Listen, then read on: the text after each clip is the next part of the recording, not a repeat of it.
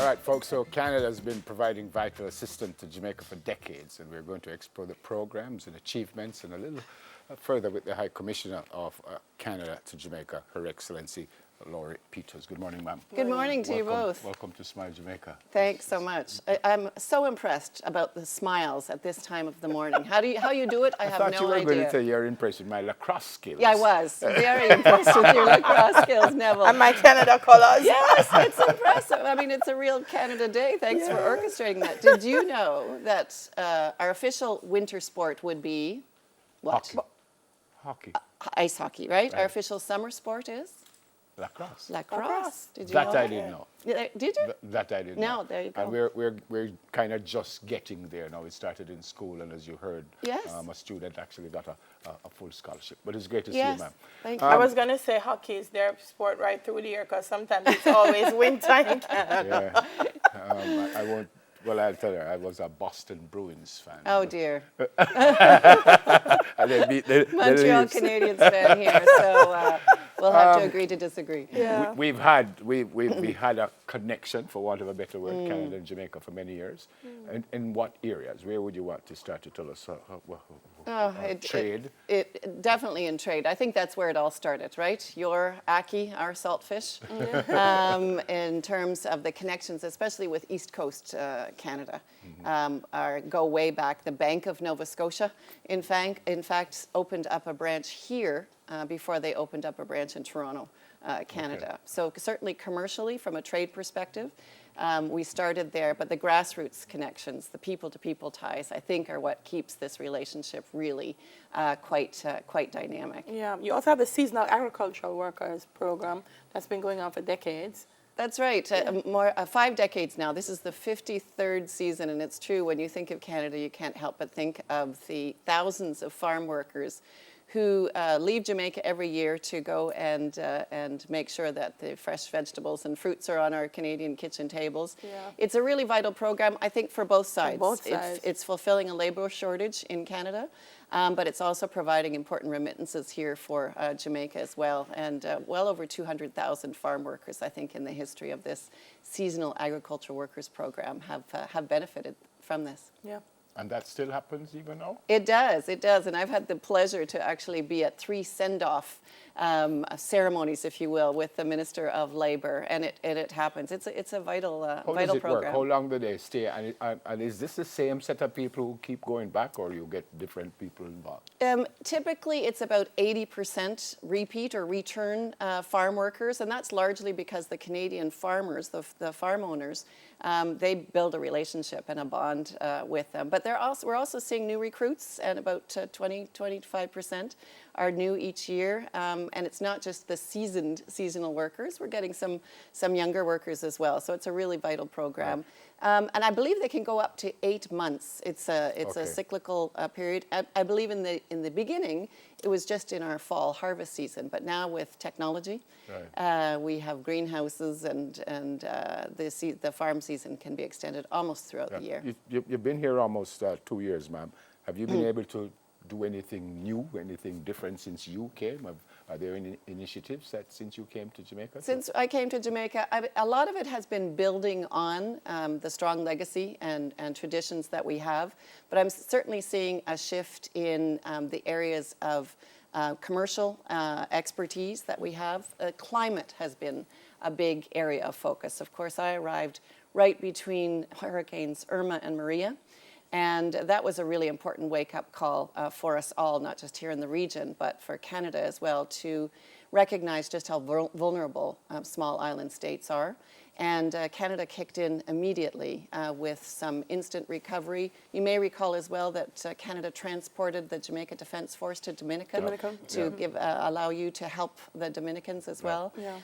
And we've answered big time in terms of standing up resilience programs. In fact, there was recently announced a Canada Caribbean Resilience Facility that will allow for adaptation and mitigation programs throughout the Caribbean.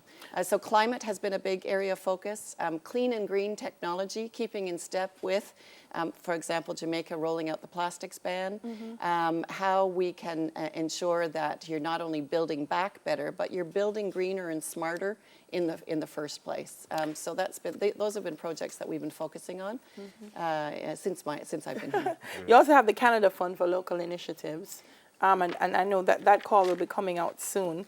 But part of what it does, you've been supporting small-scale, high-impact projects. Tell me a little bit about that one as well.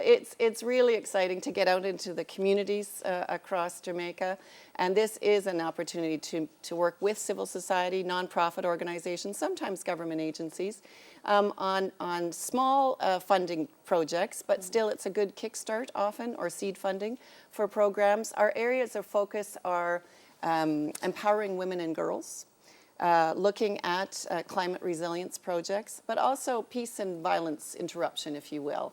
So we've supported everyone from an Alligator Head Foundation to look at Marine Conservancy, to young women and men of purpose in Mandeville, to look at how they can train or promote entrepreneurial skills as well.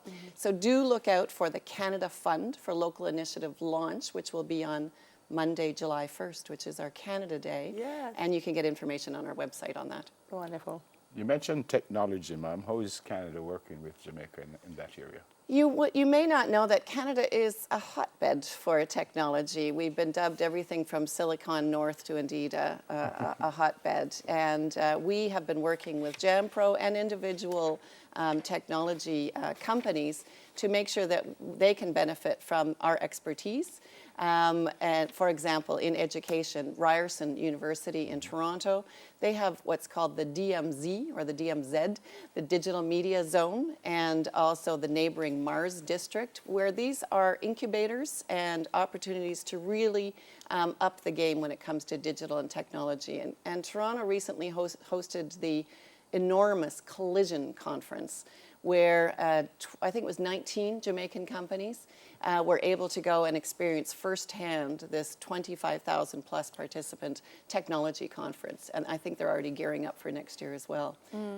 Because our own Pixel Perfect actually was in Canada. They were part of the DMZ incubator. Yes, that's right. That's right. So it was quite a prestigious selection process, and we were honored to have a Jamaican participant in that DMZ. You also do a incubator. lot as far as education is concerned. You have an academic exchange program. You have 35 MOUs between colleges and universities in Jamaica and Canada? That's right. 3 dozen MOUs. We're trying to make those MOUs MODOs to make sure that they are really dynamic partnerships between your fine institutions here and Canadian institutions. Every fall, we have at least 20 schools, colleges, universities who come to try to entice some of the best and brightest of Jamaica to continue their studies in Canada. And there's also a lot of interest in the scholarship programs, and Jamaican students often do really well when it comes to the Emerging Leaders of the Americas program. And even you have the head boy from St. Jago who was honored with one of only 35 in the world who received a scholarship to the University of Toronto under the Lester B. Pearson Scholarship Program. So lots of good dynamic exchanges. UWI and Brock University have just teamed up to look at exploring an Institute of Canada-Caribbean Research. Oh, fantastic. So that's something else that we can look forward to and build on as well. Yep. Your ladies are still in the FIFA World Cup?